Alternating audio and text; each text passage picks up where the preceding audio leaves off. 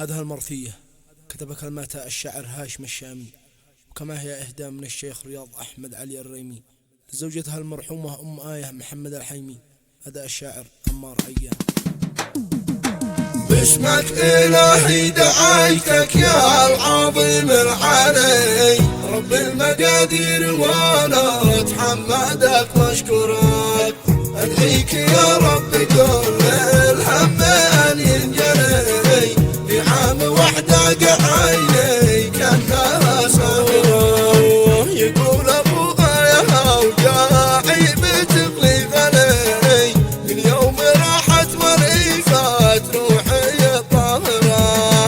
من يوم ماتت وانا عايش ومالي سلي، وكيف بسرى وروحي داخل المقبرة،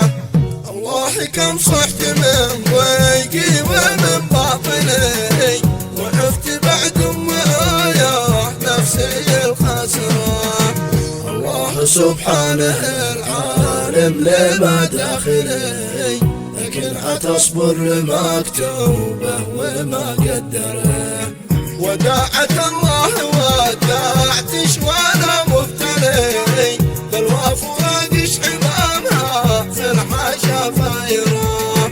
كنتي سرايا وكنتي ام عولي ولي، وكنتي الطيب الايكال كاشف الاخرة، كنتي رزاحي وراسي للسما معتني، واصبحت من بعد موتش فاقد الصيدرة، جعلت رابش مغطى بالذهب والحلي، وانا دفنتش كما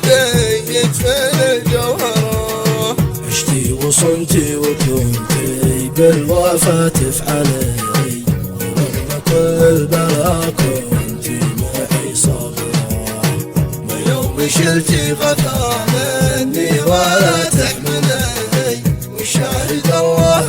انك كنتي الخيرة، وداعة الله